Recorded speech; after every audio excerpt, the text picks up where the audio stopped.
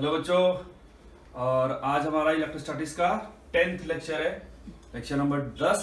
और 9 लेक्चर में मैंने आपको प्रॉमिस किया था कि मैं बाइनरी सिस्टम का एक प्रॉब्लम का एक आंसर प्लॉट करके दे दूंगा। और वो आंसर कौन सा था? ये था माइनस चार्जेस का लेके रखा है मैंने इधर, माइनस क्यू, और इसका इलेक्ट्रिक फील्ड का प्लॉट हमने इधर बना दिया था। अब आपको क्या करना है, इसको समझ के खुद से ड्रॉ करके देखना है एक बार, ठीक है? आंसर आपके सामने, ठीक है? चलिए इसको मैं हटा रहा हूं। कुछ एग्जाम्पल करने वाले हम लोग, है ना, जो हमने लास्ट लेक्चर में पढ़ा था। Electric field due to circular part of ring, उसमें सेमी सर्कुलर रिंग कवर किया था हमने, एक सर्कुलर आर्क कवर किया था, और क्या कवर किया था हमने? 90 एंगल वाला quarter part of ring cover किया था। सही है ना? क्लियर? उस पर बेस्ड कुछ क्वेश्चन करते हैं, है ना?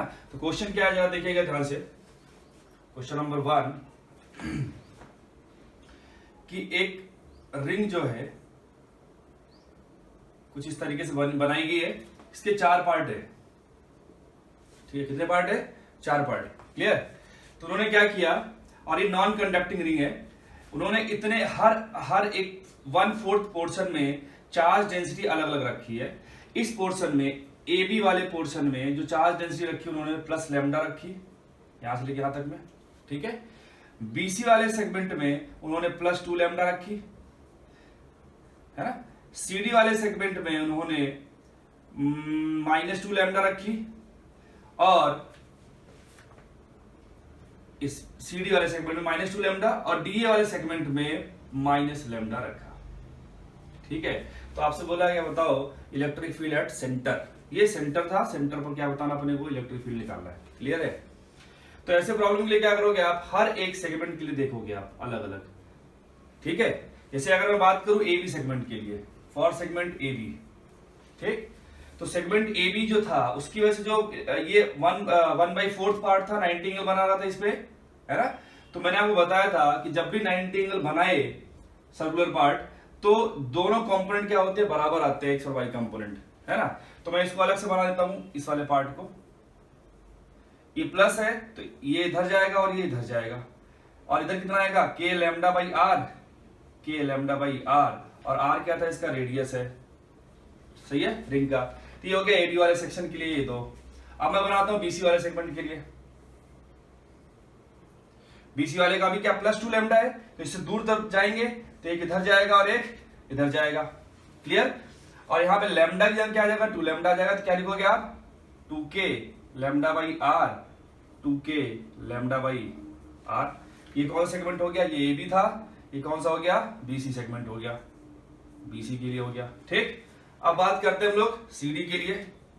देखिए ध्यान से, सीडी ऐसे बनाया मैंने, ठीक? सीडी पे कितना? -2 लैम्डा है। अगेन अब माइनस तो अपने तरफ बुलाएगा, मतलब इसका जो कंपोनेंट आएगा, एक्स वाला इधर आएगा, वाई वाला इधर आएगा, तभी तो इस डायरेक्शन मिलेगा रिजल्टेंट। और वो कितना मिलेगा? 2 लैम्डा था, तो 2k लैम्डा बाई आर इधर, और 2k लैम्डा बाई आर इधर। ये सीडी हो गया। अब बनाते हैं हम लोग डीए, है ना? डीए भी देख लो जल्दी से। डीए ऐसे बनाया हमने, ठीक? डीए पर माइनस था, तो अगेन एक इधर आएगा, एक इधर आएगा, क्योंकि माइनस लैम्डा था। तो इधर आएगा के लैम्डा बाई आर, और इधर आएगा के लैम्डा बाई आर। सही है? अब इस पॉइंट, सेंटर वाले पॉइंट ओ नाम दिया मैंने। अब इस ओ को अलग से बनाओ एकदम, है ना? जितने भी दिख रहे हैं आपको इलेक्ट्रिक फील्ड के कंपोनेंट, सब इस पर एक साथ दिखा दो।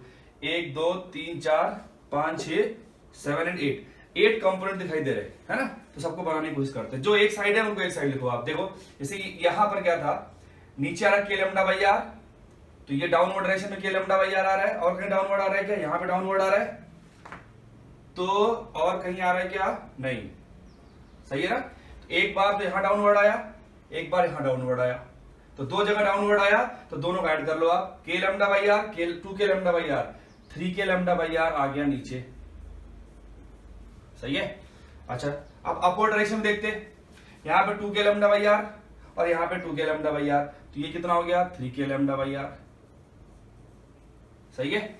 अच्छा, अब हॉरिजॉन्टल कंपोनेंट देखते हैं। पहले इस साइड देखते हैं, लेफ्ट साइड में ये और ये सारे के सारे लेफ्ट साइड में ही। देखो ना, ये भी लेफ्ट साइड में है, ये भी लेफ्ट साइड में है, और ये भी लेफ्ट साइड में है, और ये भी लेफ्ट साइड में, तो सब जुड़ जाएंगे।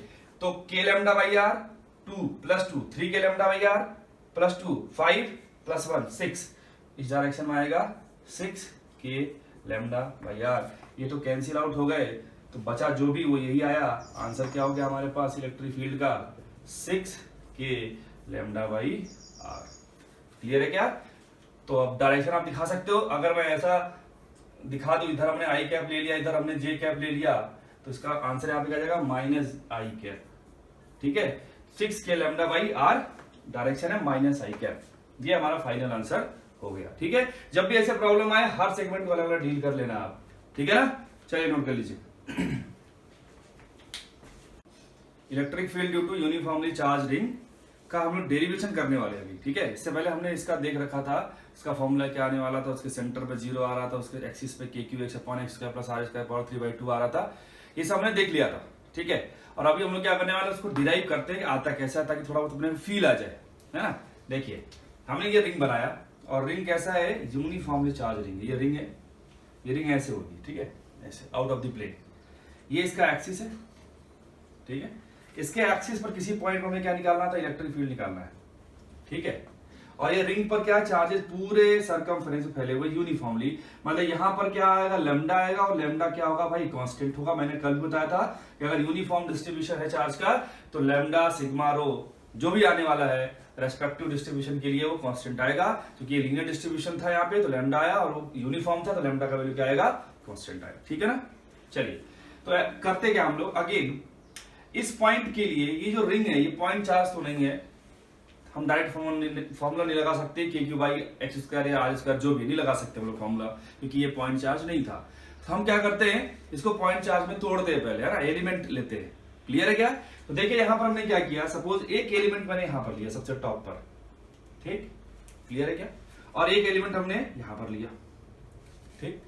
अच्छा, इस एलिमेंट की वजह से अगर मैं देखूं ध्यान से, इलेक्ट्रिक फील्ड जो आएगा वो ऐसे आएगा, ठीक, इस डायरेक्शन में आएगा ऐसे, ठीक, हमने इसको DE बोल दिया, ठीक। ऐसे ही इस वाले एलिमेंट की वजह से इलेक्ट्रिक फील्ड जो आएगा हमने उसको भी क्या बोल दिया, DE बोल दिया। क्यों ऐसा कहा, क्योंकि ये डिस्टेंस और ये डिस्टेंस इक्वल है, दोनों पर चार्ज हमने DQ मान रखा था, क्योंकि सारे इक्वल एलिमेंट हम लोग डिस्ट्रीब्यूट करते हैं, इक्वल एलिमेंट लेते हैं, तो दोनों पर चार्जेस सेम है, दोनों का डिस्टेंस इस वाले पॉइंट से सेम था, तो इलेक्ट्रिक फील्ड का मैग्नीट्यूड तो सेम आने वाला है। अगर ये एंगल थीटा है तो ये वाला एंगल भी थीटा आएगा, तो ये वाला एंगल भी थीटा और ये वाला एंगल भी क्या हो जाएगा, थीटा। सही है ना।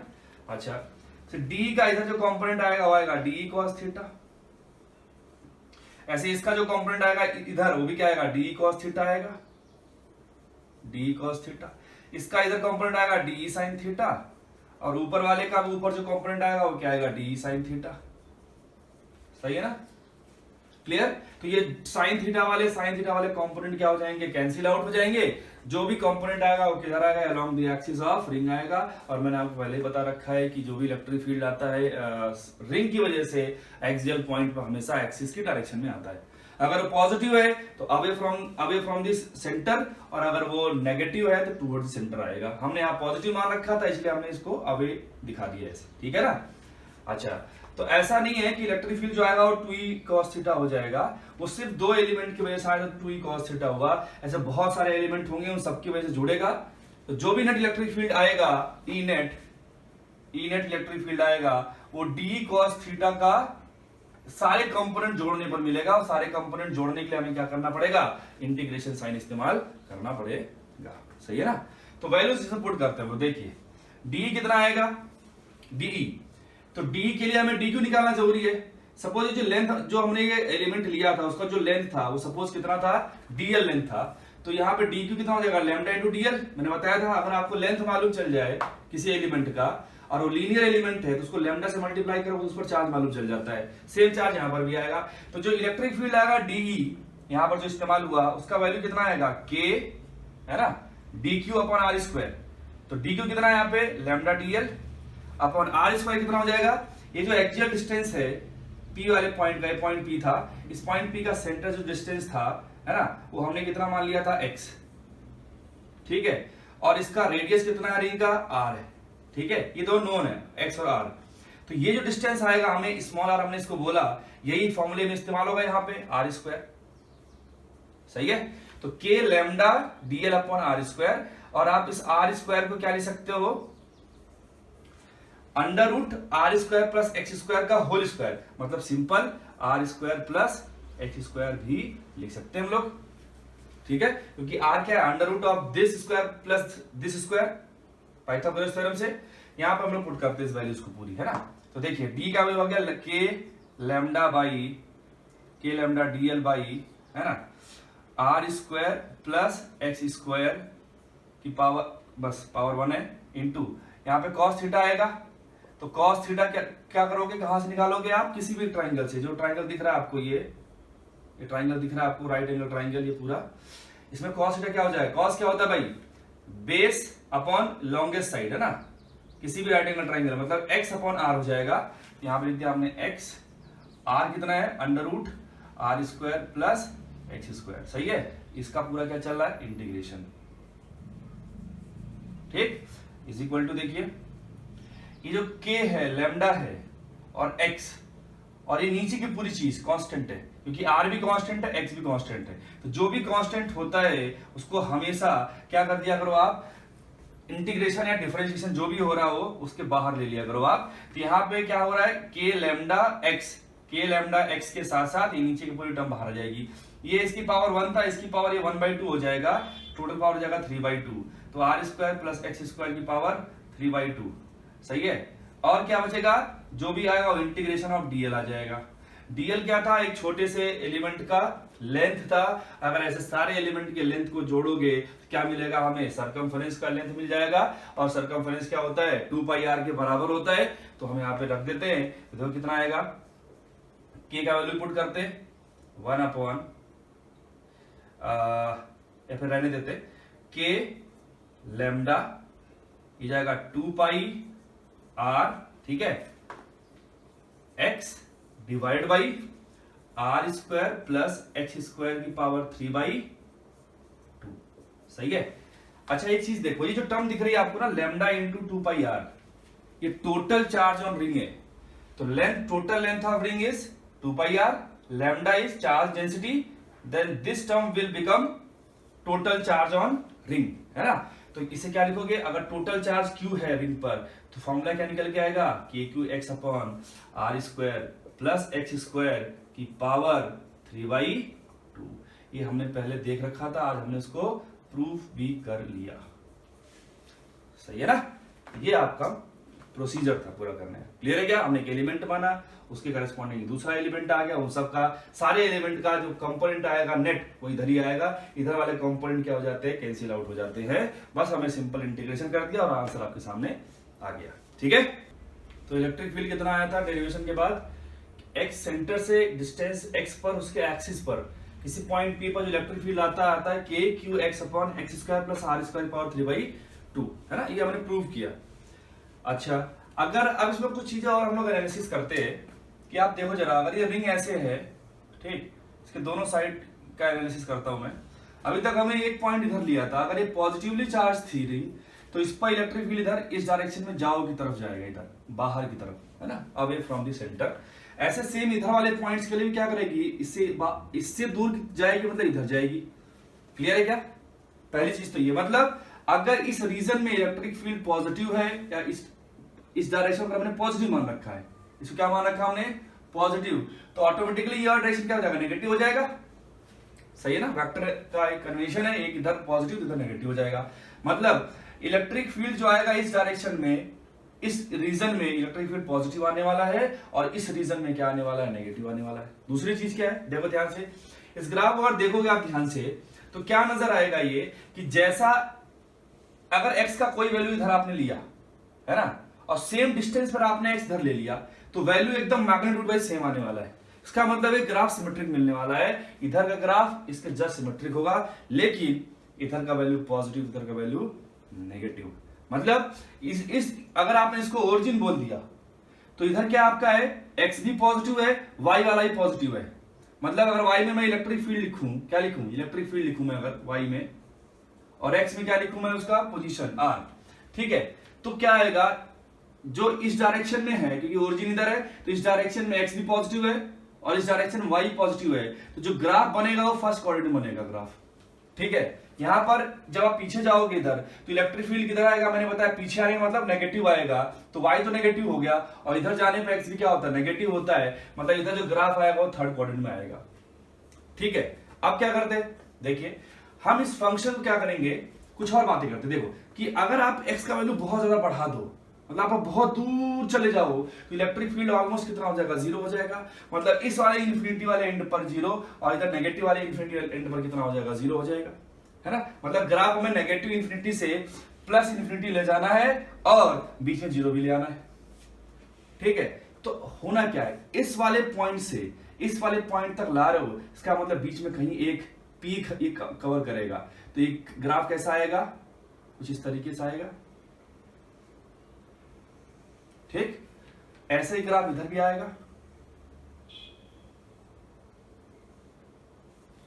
ठीक है, क्लियर, क्योंकि अगेन यहां पे इस वाले जीरो से x बराबर जीरो पे इलेक्ट्रिक फील्ड जीरो है, x बराबर इंफिनिटी पे इलेक्ट्रिक फील्ड जीरो ले आना है आपको, तो जीरो से जीरो के बीच में आप जाओगे तो फंक्शन कुछ ऐसे तो बनेगा, एक पीक तो आएगा बीच में, है ना।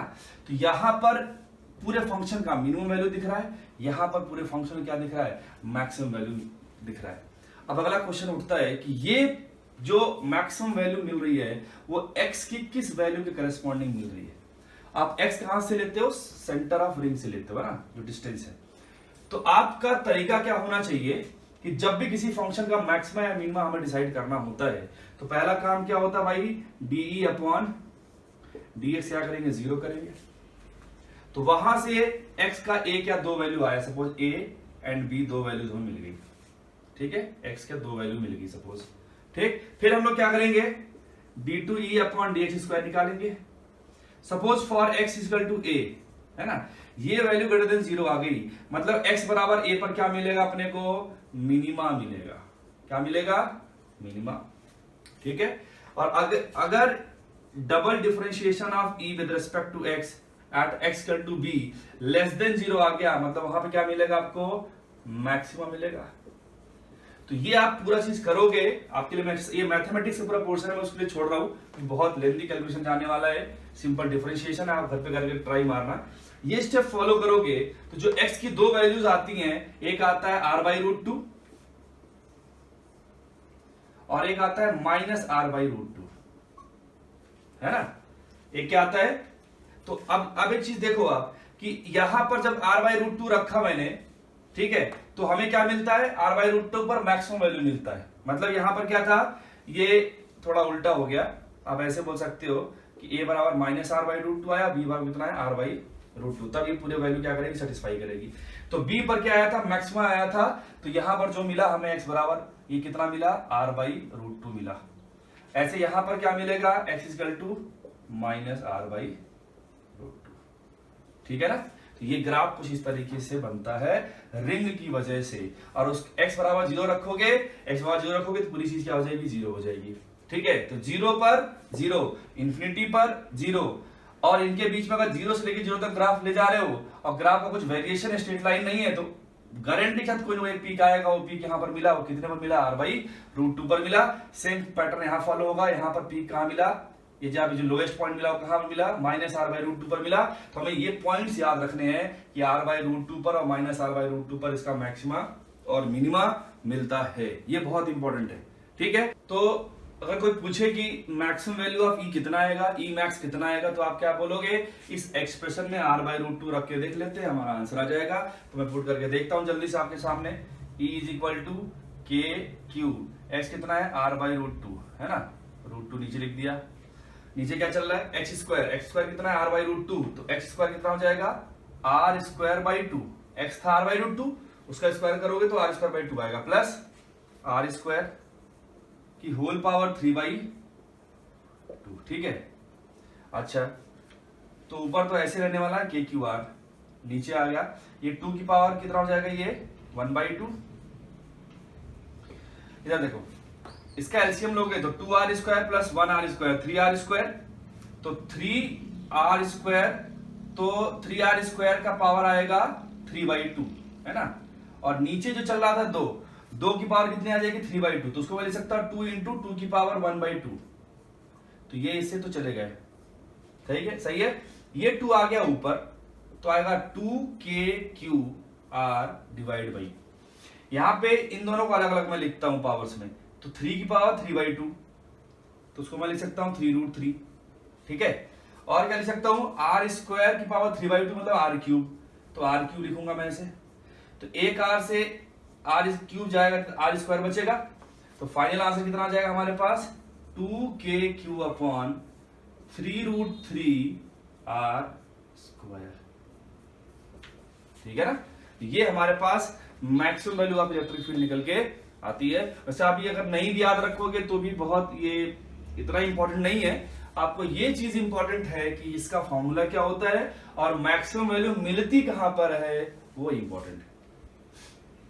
Uniformly charge non conducting disc के एक्सिस पे हमें क्या निकालना है, इलेक्ट्रिक फील्ड निकालना है, ठीक है। और चूंकि ये डिस्क है तो सारे चार्जेस कहां फैले होंगे, उसके सरफेस पे फैले होंगे, तो उसके लिए कौन आएगा, सिग्मा आएगा। अगेन चूंकि यूनिफॉर्मली डिस्ट्रीब्यूटेड है तो सिग्मा क्या आ जाएगा, कांस्टेंट आ जाएगा, सही है ना। चलिए अब हमें क्या करना है, यहां पे इलेक्ट्रिक फील्ड निकालना है, ठीक।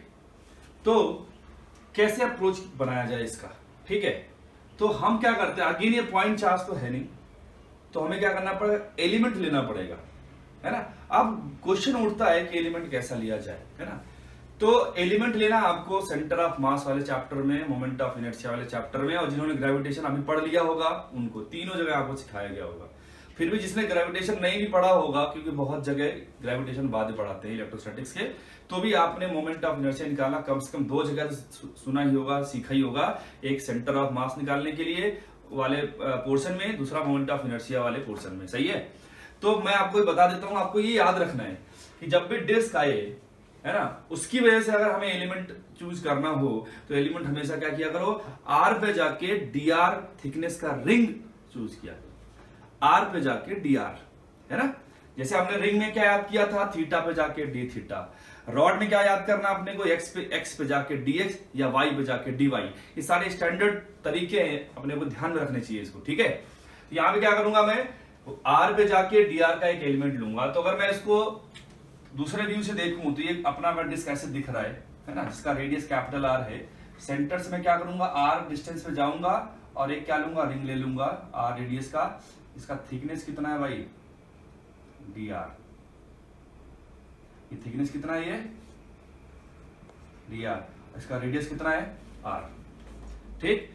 तो पहला काम तो ये क्या करो आप कि जो भी ये एलिमेंट आपने लिया, ये एलिमेंट दिख रहा है अपने को, ये एलिमेंट हमने लिया है, ठीक। इस एलिमेंट पे चार्ज देख लिया करो। तो पहले क्या बोलूंगा मैं, element charge on element, charge on element, उसको dq बोल दिया हमने। तो dq कितना आएगा, अभी तो यहां पे सरफेस वाले बात चल रही थी, तो कितना आएगा सिग्मा इंटू dA, सिग्मा, और dA कितना है, सैडेड पोर्शन का एरिया लेना अपने को। तो ये कितना जाएगा, इसका लेंथ है 2πr, उसका विड्थ है dr, तो जाएगा 2πr dr, सही है ना। तो सिग्मा इंटू dA, ये क्या मिल गया, charge on that element, this element, ring वाला जो एलिमेंट था उस पर हमें चार्ज मिल गया, ठीक है। अच्छा, उसको मैं यहां पे दिखा सकता हूं ऐसे, R पे जाके dr थिकनेस का एक रिंग ले लिया, ठीक। इस रिंग की वजह से इलेक्ट्रिक फील्ड जो यहां पर x डिस्टेंस पे जो आएगा, R रेडियस के रिंग की वजह से, उसका फॉर्मूला हमें पता है। पहली बात, उसका डायरेक्शन इधर होगा और उसका जो फॉर्मूला होगा वो क्या आएगा, k⁻x² क्यू क्या होता था, उस रिंग पर टोटल चार्ज, यहां पर टोटल चार्ज कितना है इस रिंग पर, इतना है। ऐसे बहुत सारे रिंग आएंगे, इसके बाद बहुत सारे रिंग से मिलकर जो डिस्क बनाएंगे, तो उन सभी रिंग की वजह से इलेक्ट्रिक फील्ड इधर ही आएगा। मतलब सबका जो हर एक एलिमेंट की वजह से इलेक्ट्रिक फील्ड का डायरेक्शन यही होगा।